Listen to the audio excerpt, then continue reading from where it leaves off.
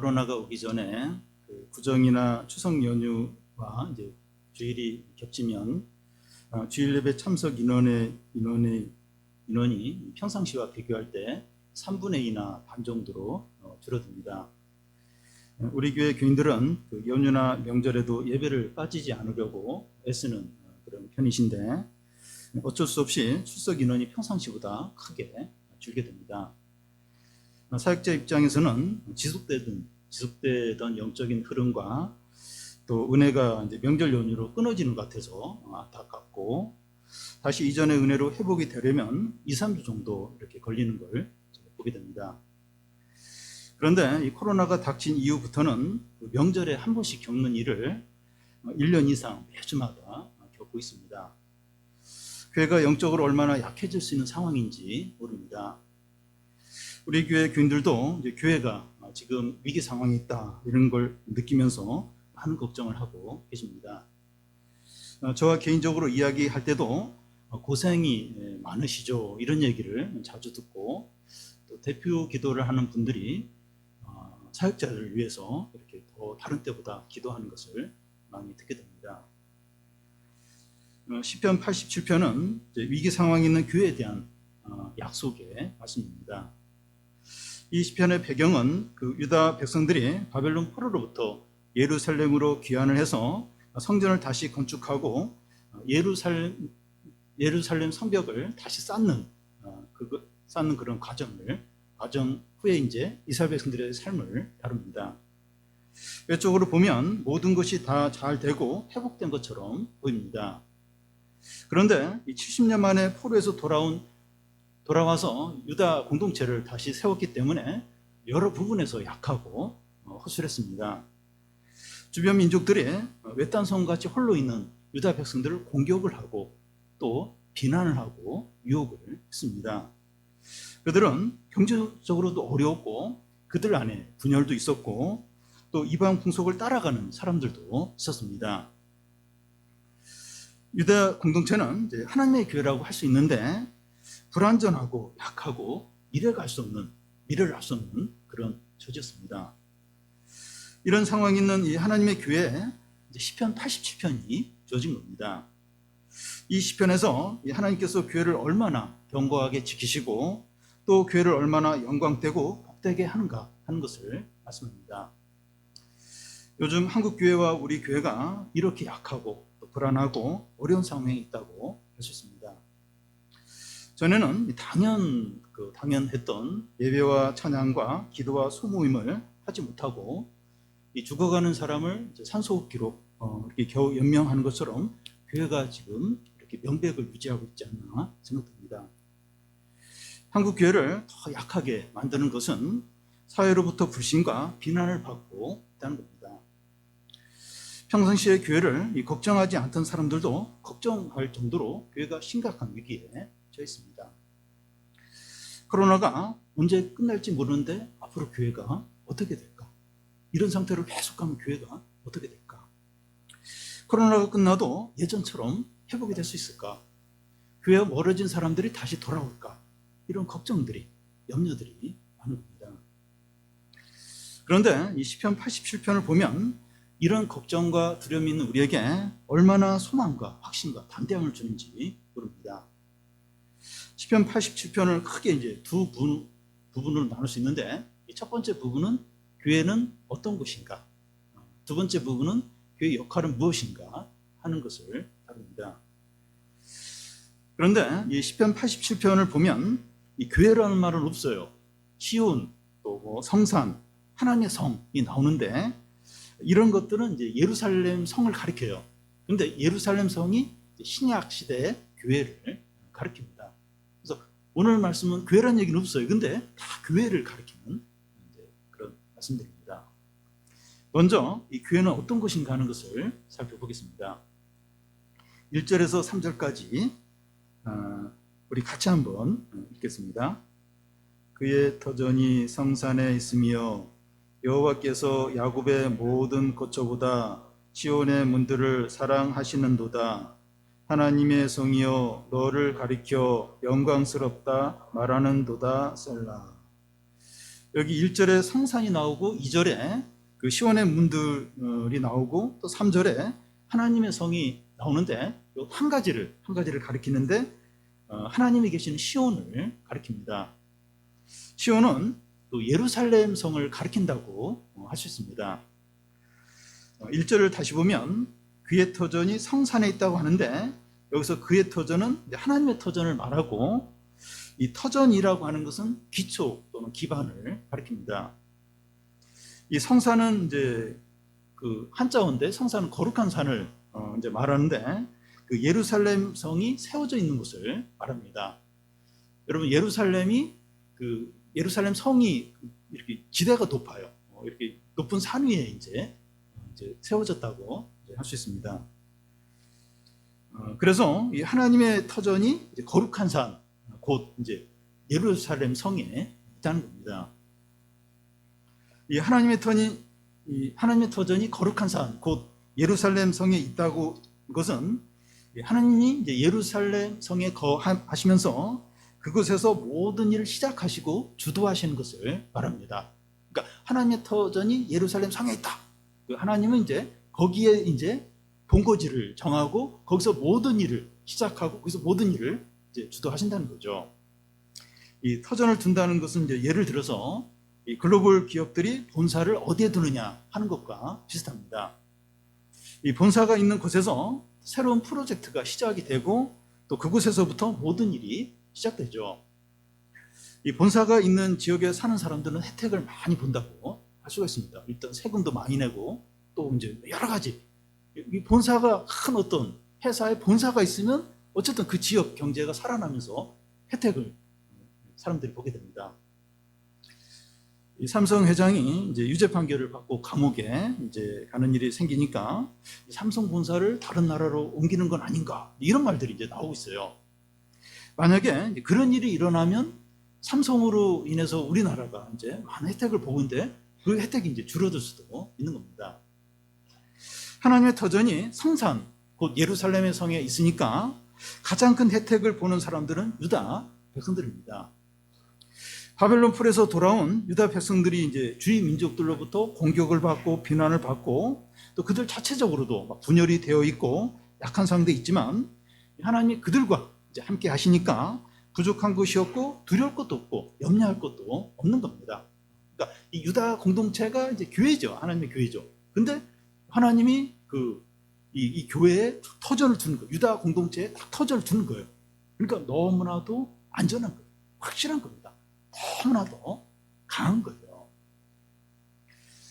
예루살렘 성은 이제 신약 시대 이제 교회를 가리키는데 요즘 교회는 전에 하던 것들을 거의 하지 못하고 겨우 이제 명맥만 이제 유지하고 이제 있다고 할 수 있습니다. 세상으로부터 어느 때보다도 교회가 이제 불신과 비난을 이제 받고 있고 교인들도 세상의 유혹과 염려에 빠져 있습니다. 교회도 자주 오지 못하니까 더 이제 유혹에 빠지고 더 이제 약해져 있어요. 교회가 어느 때보다도 참 불안하고 약한 가운데 있습니다. 그런데 우리에게 소망이 뭡니까? 하나님의 터전이 교회에 있는 겁니다. 유다 공동체, 교회에 이제 하나님의 터전이 있는 거예요. 다른 말로 하면 교회의 그 기초는 예수 그리스도시라는 겁니다. 예수 그리스도의 핏값으로 교회를 사서 자신의 소유로 삼으신 거예요. 그래서 교회가 얼마나 견고하고 안전하고 강한지 몰라요. 그러니까 지금 보면 지금 한국 교회, 우리 교회도 그렇지만 너무 약해, 너무. 지금 겨우겨우 명맥만 유지하는 것 같아요. 근데 하나님의 터전인 교회다, 교회. 하나님. 얼마나 강하고 얼마나 견고하고 얼마나 확실한지 모른다는 겁니다. 교회가 어떤 것인가 2절에도 나와 있는데 여호와께서 야곱의 모든 거처보다 시온의 문을 사랑하신다는 겁니다. 이 야곱의 모든 거처라고 하는 것은 이스라엘의 이제 모든 지역을 이제 가리키고 여기 시온의 문들이라고 하는 것은 예루살렘 성을 가리킵니다. 하나님께서 이스라엘의 여러 지역들 가운데 예루살렘 성을 가장 사랑하신다는 거예요. 여기서 그 예루살렘 성이 이제 바빌론 풀에서 돌아온 그 유다 백성들을 이제 가리킨다고 할 수 있는데 그들은 부유한 것도 아니고 군사적으로 강한 것도 아니고 이웃 나라들로부터 미움과 조롱과 공격을 받고 있습니다. 그들은 자존감도 너무 낮아져 있고 또 자신감도 없고 위축이 되어 있습니다. 그런데 하나님께서 유다 공동체를 사랑하시는 거예요.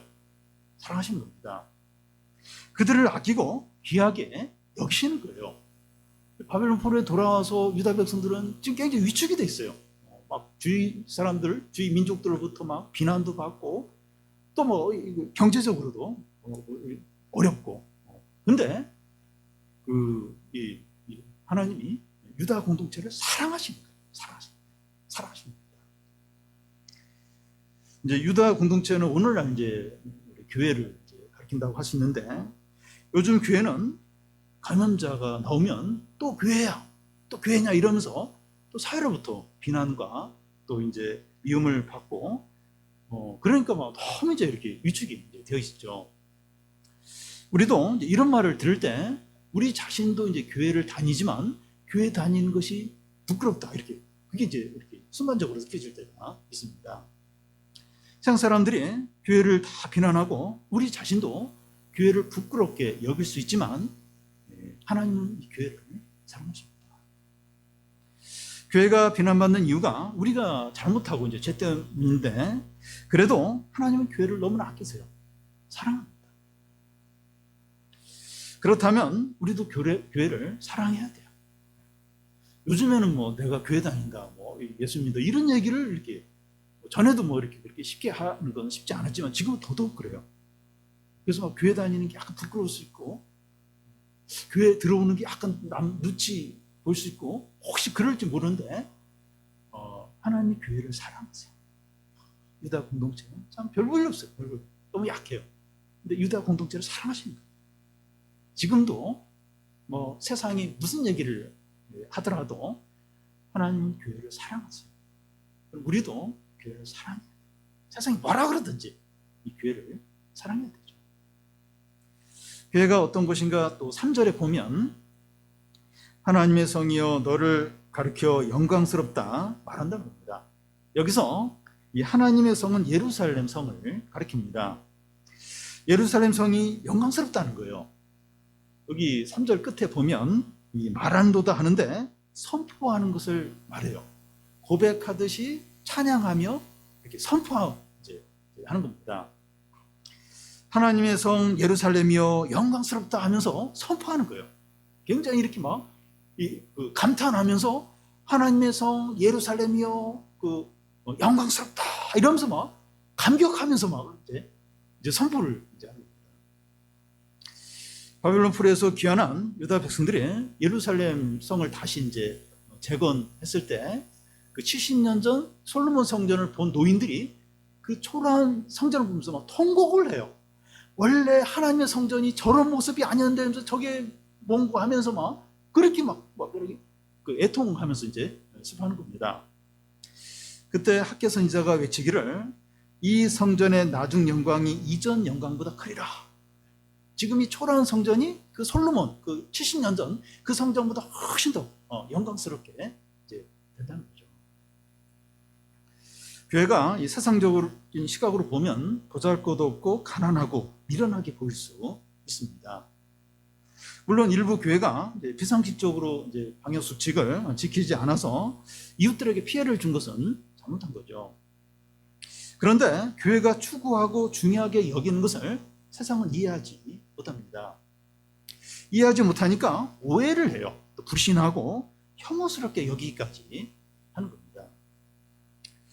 예수 그리스도가 십자가에서 돌아가실 때 세상 사람들이 이 반응을 보인 거 보면 이것을 알 수가 있어요. 네가 메시아냐? 하나님의 아들이냐? 그러면 내려와 봐라. 그러면 우리가 믿겠다. 예수님이 사람들의 죄를 위해서 십자가에 달려 죽으시는 그걸 보면서 세상 사람들 그렇게 조롱하고 비난을 그러니까 몰라요. 그 예수 그리스도의 어떤 그런 것들 하나님 말씀을 모르니까 오해하고 혐오스럽게 미련하게 보는 겁니다. 교회가 비과학적이고 비합리적이고 미련하고 혐오스러운 곳으로만 보이는 겁니다. 그런데 교회는 하나님의 교회예요. 그리고 교회의 머리는 예수 그리스도이시고 하나님은 자신의 이름을 교회에 두십니다. 교회에 소속된 우리들은 죄인들이죠. 문제도 많고 또 욕심에 빠지기도 하고 죄를 짓기도 합니다. 우리는 지적이지 못하고 부자도 아니고 재능도 별로 없고 사회적인 지위도 높지 않고 유명하지도 않고 숫자도 많지 않아요. 그래도 교회는 하나님의 교회이고 하나님의 이름을 둔 곳이기 때문에 영광스럽다는 겁니다. 이 교회가 그렇게 영광스러운 곳이면 교회를 구성하는 우리들도 막 좀 이렇게 세상적으로 대단해야 되는데 우리는 안 그래요. 뭐 대단한 것도 없고 또 막 욕심에 빠지기도 하고 죄를 짓기도 하고 그래도 이 교회에 하나님 자신의 이름을 둘러 그리고 영광스럽다.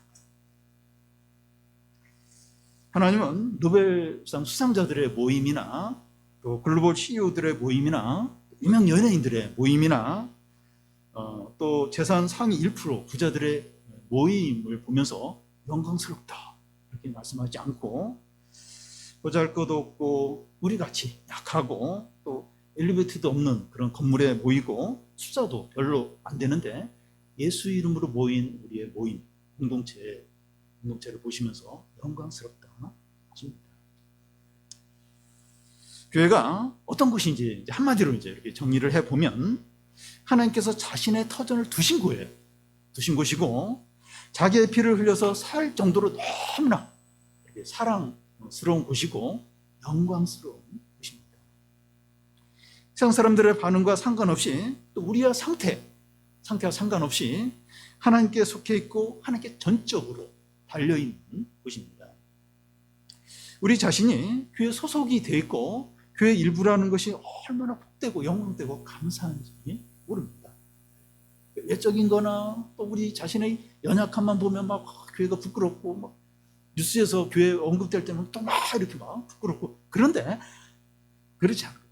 이런 교회가 이렇게 불안정하고 우리에게 문제 있지만 하나님의 이름이 있고 하나님 너무나 사랑하시고 자신의 피를 흘리면서 핏값을 지르고 사셨고 영광스러운 너희도 문제가 있고 그렇지만 예수 이름으로 모인 그 공동체 그것이 영광스러운 거예요. 아주 영광스럽게 보셔야 됩니다. 우리가 이 교회에 소속이 되고 교회 일부이고 이게 얼마나 감사한 일, 이게 얼마나 복된 일인지 모릅니다. 다음은 크게 두 번째로 교회 역할이 뭐냐 하는 겁니다. 4절에서 6절까지 우리 한 절씩 교대로 읽겠습니다. 나는 나압과 바벨론이 나를 아는 자 중에 있다 말하리라. 보라 블레셋과 두로와 구스요 이것들도 거기서 났다 하리로다.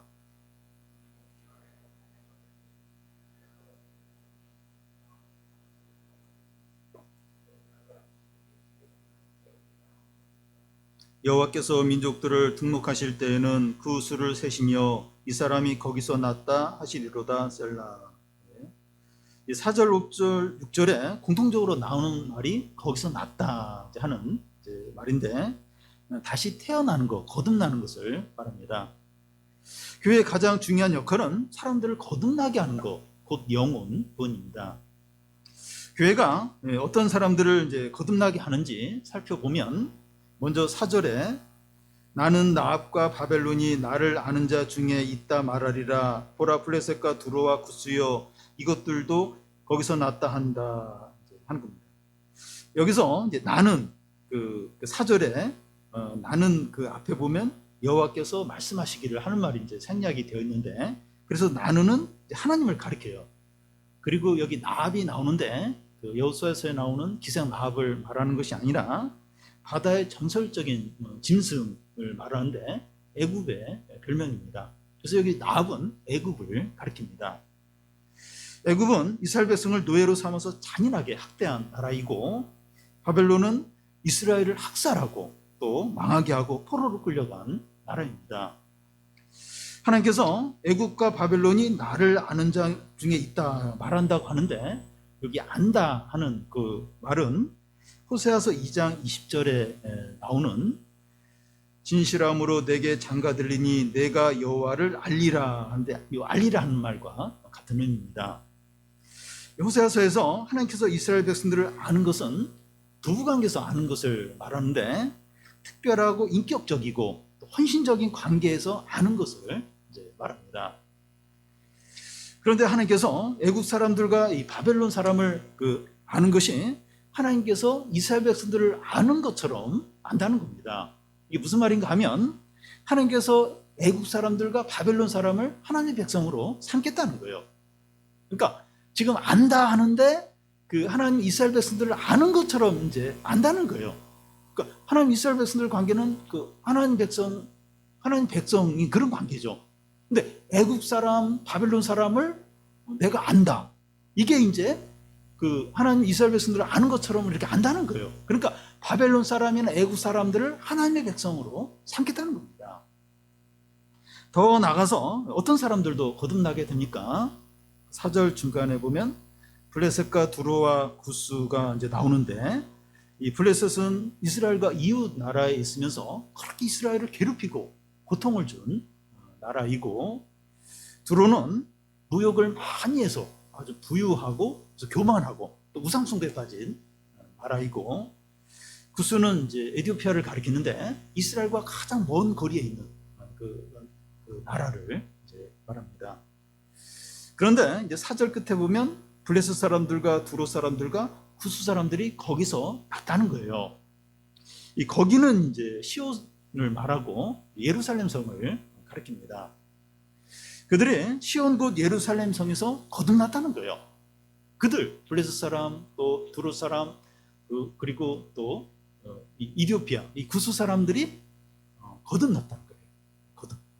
거듭나서 하나님의 백성이 된다는 겁니다. 그러니까 이스라엘의 원수들이고 우상숭배자들이고 가장 악한 자들이 구원받고 하나님의 백성이 된다는 거예요. 애국, 바벨론 사람, 또 블레셋 사람, 또 두로 사람, 다 우상숭배자들이에요.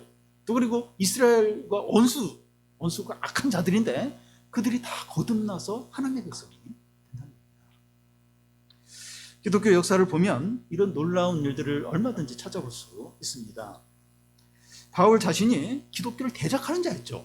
근데 회개하고 복음 전도자로 바뀌었고, 또 초대교회 당시에 베드로가 설교하자 유대인들이 3,000명이 회개하고 예수님을 믿었는데 3,000명 중에서는 예수를 십자가에 못 박아라 외친 사람들도 그들 가운데 섞여 있었습니다. 그리고 루마니아가 이제 소련의 통치를 받을 때 공산주의자들이 기독교를 굉장히 박해를 했는데, 그 기독교인들을 신문하던 그런 공산주의자 중에 이제 회심을 해가지고 감옥에 갇힌, 자기들이 신문했던 그 기독교인들과 같은 감옥에 이제 갇히는 그런 일도 있었습니다. 우리 중에서도 기독교에 대해서 참 대적하고 조롱을 했었는데 회개하고 예수 믿고 지금 이 자리에 앉아 있는 사람도 있습니다. 이런 일은 교회와 성도들 중에서 이루어지는 일인데 어떻게 이런 일이 가능합니까? 하나님의 교회이기 때문에 하나님의 능력과 은혜와 사랑이 이 모든 일을 하는 겁니다. 하나님이 하시는 거죠. 하나님의 은혜와 사랑이 이 모든 일을 하시는 거죠. 이런 일만큼 교회가 영광스럽게 되는 일이 없습니다. 교회를 대적하고 그렇게 싫어하던 사람이 이렇게 회개하고 거듭나서 또 교회를 섬기는 자가 되고, 이것만큼 교회를 영광스럽게 하는 일이 없죠. 그런데 사람들이 거듭나는 일이 더욱 광범위하게 일어난다는 겁니다. 5절 중간을 보면 이 사람 저 사람이 거기서 났다고 말한다는 거예요. 이 사람 저 사람 하는 것은 모든 사람을 가리킵니다. 사람이 거듭나는데 인종이나 민족이나 나라나 문화나 언어나 피부색이나 직업이나 성별의 차이가 없다는 거예요. 1950년대만 해도 미국에서 흑인 인종차별이 있었는데 기독교인들 중에서 흑인이 구원받을 수 있을까? 이런 의심을 가진 사람들이 있었습니다. 또 이슬람권에 있는 사람들이나 동성연애자들이나 정가 많은 사람들이 구원받을 수 있을까? 과연 저 사람이 하나님 백성이 될 수 있을까? 이런 의심을 이제 품는 사람이 있습니다. 그런데 누구나 다 거듭날 수 있다는 거예요. 어떤 차이나 다름으로 이 구원의 대상에서 제외시키면 안 된다는 겁니다. 그러니까 이 사람 저 사람 모든 사람이 다 거기서 났다는 거예요. 거듭난다는 겁니다. 블레셋 사람, 또 바벨론 사람, 애굽 사람, 두로 사람, 이런 사람들이 다 이렇게 거듭난다고요. 하나님의 백성이 된다는 거예요. 그래서 우리와 다르고 차이가 나고 아무리 막 이렇게 절망적인 사람이라 할지라도 구원의 대상에서 제일시간 저 사람 절대 그렇게 하면 안 된다는 겁니다. 이런 일들이 교회에서 안에서 이루어지는데 교회가 이렇게 복되고 영광되고 능력이 있는 곳입니다. 사람을 거듭나는 새 사람들, 조금 개선시키고 좀 도덕적이 되고 조금 착한 사람을 만들고 그 정도가 아니라 완전히 새 사람, 완전 새 사람. 교회가 이렇게 영광되고 복된 이렇게 능력 있는 곳이란 교회가 이런 역할을 할 수 있는 이유가 뭡니까? 이 5절 끝에 보면 지존자가 친히 시온을 세우기 때문입니다. 이 지존자는 이제 하나님을 말하고 여기서 시온은 그 교회를 신약시대 교회를 가리킵니다. 하나님께서 교회를 견고하게 영원히 지키신다는 겁니다. 우리 교회도 그렇지만 초대교회도 보면 그 2000년 전 초대교회도 보면 진짜 큰 교회가 아니에요. 작은 교회. 그리고 뭐 여자들, 노예들, 가난한 사람들이 주로 교회를 이뤘는데 그 초대교회 그 가난한 사람들이 노마를 복음화시켜요. 노마를 기독교 국가로 만듭니다. 어떻게 그게 가능할까? 하나님이 교회를 견고하게 지키시는 거예요. 영원하도록 함께 하시는 겁니다. 그렇기 때문이죠. 그런데 역사적으로 교회는 세상과 맞서서 싸우지 않았습니다.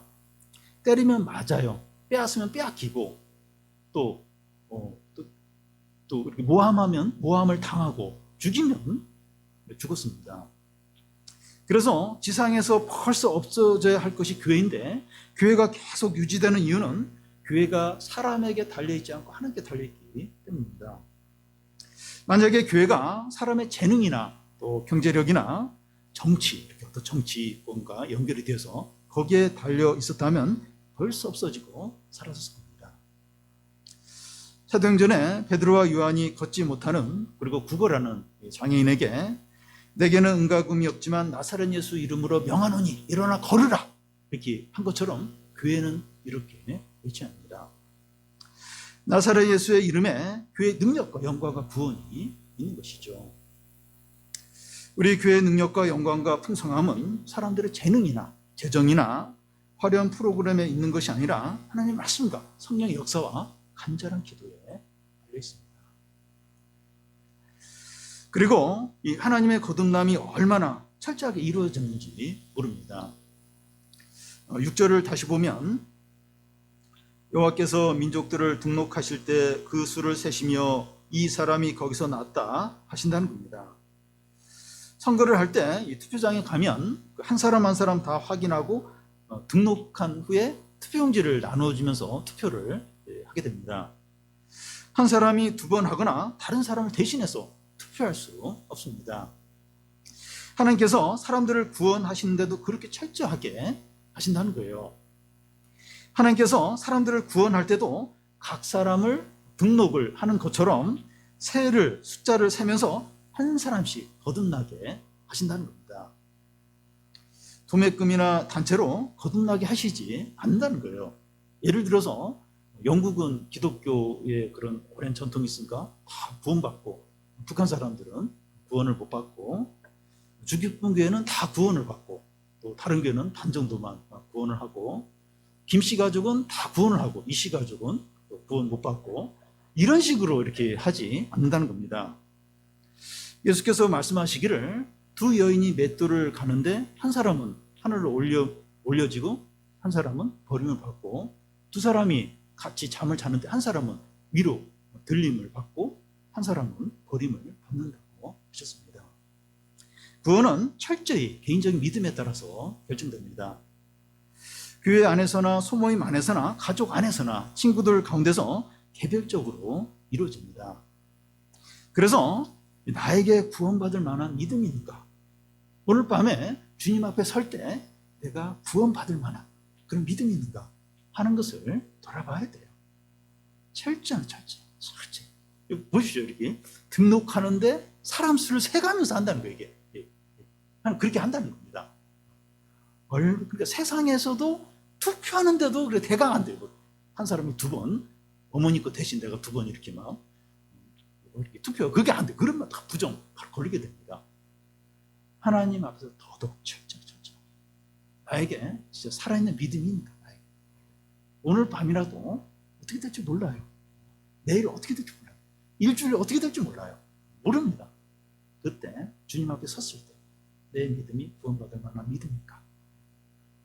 그걸 확인해야 돼요. 그래서 오늘이라도, 오늘 밤이라도 주님 앞에 섰을 때 내 믿음이 구원을 받는 그런 믿음이 돼야 되죠. 그렇지 않다면 확인을 해야 돼요. 빨리 결단하고 빨리 확인해요. 마지막으로 교회 안에 있는 자들은 어떻게 해야 됩니까? 7절을 우리 같이 한번 읽겠습니다. 노래하는 자들과 뛰어노는 자들이 말하기를 나의 모든 근원이 내게 있다 하리라. 여기 노래하는 자들과 뛰노는 자들은 시온산 축제, 시온 축제를 말하는데 교회 안에서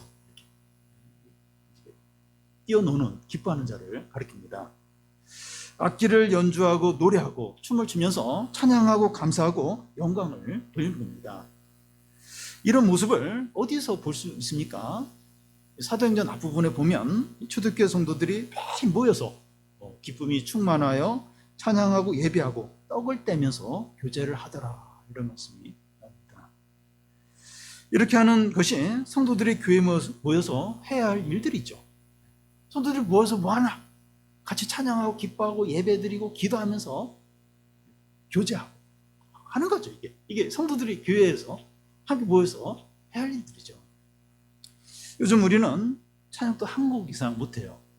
오늘 한 절 더 했는데 3절이라 한 곡 부담이 되는 거예요.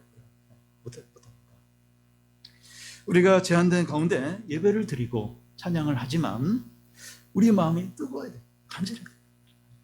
그리고 막 은혜가 가득하고 기쁜 가운데 찬양하고 예배를 드려야 되죠. 성도가 이렇게 기뻐하고 감사하는 이유가 뭡니까? 7절 중간에 나의 모든 근원이 내게 있기 때문입니다.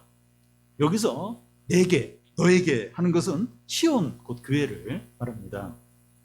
나의 모든 나의 모든 근원이 교회에 있다는 겁니다. 나의 기쁨과 생명과 소망과 능력과 구원이 교회 곧 하나님께 있다는 거죠. 요즘 많은 사람들이 가상화폐 투자를 하고 있는데 10명 중에 6명이 20, 30대 청년이라고 합니다. 무슨 말까지 하는가 하면 월급 생활을 하면 벼락거지가 이제 될 수 있는데 여기서 이제 이런 걸 통해서 이제 대박을 터뜨려 한다는 거죠. 직장생활 아무리 해도 이게 그 집밖에 집도 못 얻고, 그래서 이런 걸 통해서 대박을 터뜨려야 된다, 이렇게 하는 겁니다.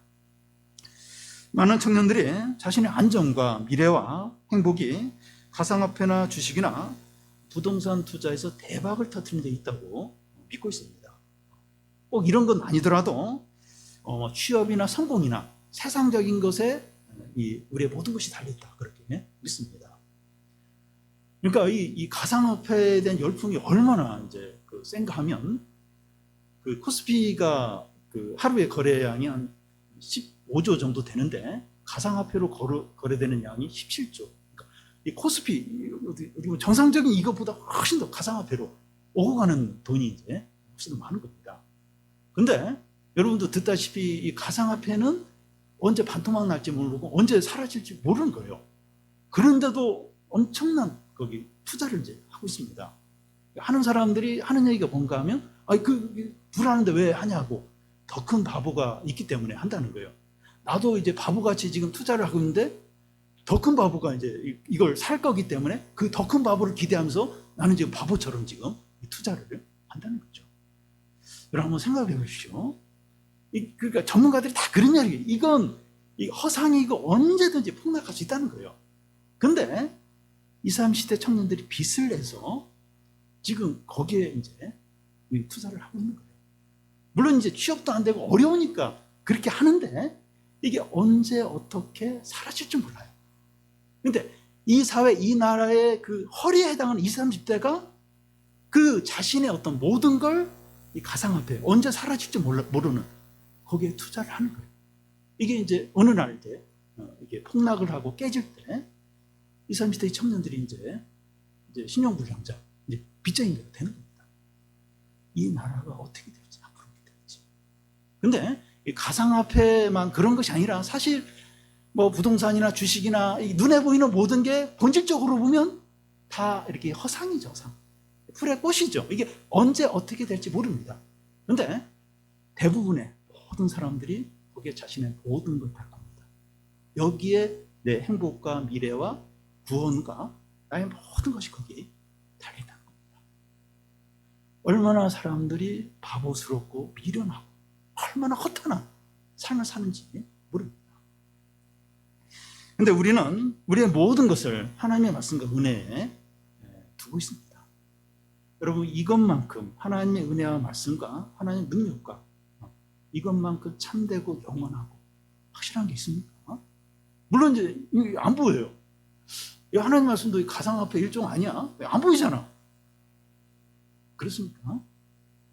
이 하나님의 살아계심과 은혜와 말씀이 얼마나 참되고 진실한 가는 것은 눈에 보이지 않지만 우리는 너무나 많이 그 경험을 없어요. 이 지금 눈에 보이는 것들은 다 사라지고 없어지지만 하나님의 말씀과 은혜와 또 능력들, 그건 참되다, 영원하다, 진리다. 이건 우리가 알고 있습니다. 우리는 우리의 모든 것을 하나님의 말씀과 은혜, 하나님의 사랑이 거기에 두고 있습니다. 우리에게 이런 믿음과 확신이 있을 때 어려운 상황과 상관없이 기뻐하고 감사하고 찬양할 수 있습니다. 여러분, 눈에 보이는 거 그게 무엇이든지 그것들에 자신의 소망을 두는 사람은 절대로 행복하지 못하고 감사하지 못하고 찬양하지 못합니다. 항상 변하거든요. 불안하거든요. 그러니까 이게 진정으로 감사하고 행복하지 못해요. 찬양하지. 그러니까 눈에 보이는 것에 소망을 두면 진정으로 행복하지 못합니다. 그 인생은 허망하게 됩니다. 반드시 그렇게 됩니다. 사랑하는 여러분, 교회는 하나님의 터전이에요. 하나님께서 사랑하시고 영광스럽게 여기시는 곳입니다. 세상이 교회에 대해서 뭐라고 하든지 교회를 사랑하고 영광스럽게 여기시기를 바랍니다. 교회는 누구든지 거듭나게 해요.